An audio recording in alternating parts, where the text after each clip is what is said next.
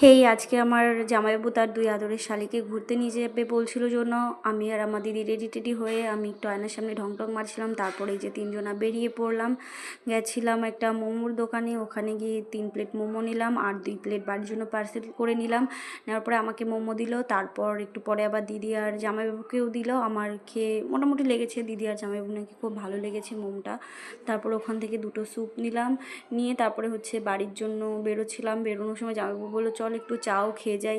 তারপরে গেছিলাম চা খেতে, গিয়ে ওখানে গিয়ে চাটা নিলাম, নিয়ে তারপরে চাটা খেয়ে আবার একটু সবজি বাজার করতে গেছিলাম পুঁই শাক কিনতে, কিন্তু কোথাও খুঁজে খুঁজে পাচ্ছিলাম না। তারপর অনেক খোঁজাখুঁজির পর একদম লাস্টে গিয়ে একটা দোকানে পেয়েছিলাম, তো ওখান থেকে পুঁই শাক নিলাম, আরও অন্য অন্য কটা সবজিও নিলাম, এই যেমন ধরো কুমড়ো, বেগুন, এইসব নিয়ে তারপরে বাড়ি যাওয়ার জন্য বেরোলাম।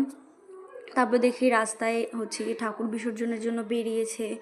তো আমি আবার একটু ফোনটা বের করে একটু ভিডিও নিচ্ছিলাম, ভালো লাগছিলো, সবাই নাচানাচি করছিল, অনেক অনেক লোকজনও ছিল। তারপরে বাড়িতে গেলাম, গিয়ে আমি সবজির ব্যাগটা রাখলাম, রেখে ভাগ্নিদের কাছে গেছিলাম ওদের একটু আদর করতে। তারপর আমার ভিডিওটা এখানেই শেষ। সবাই ভালো থেকো, বাই বাই।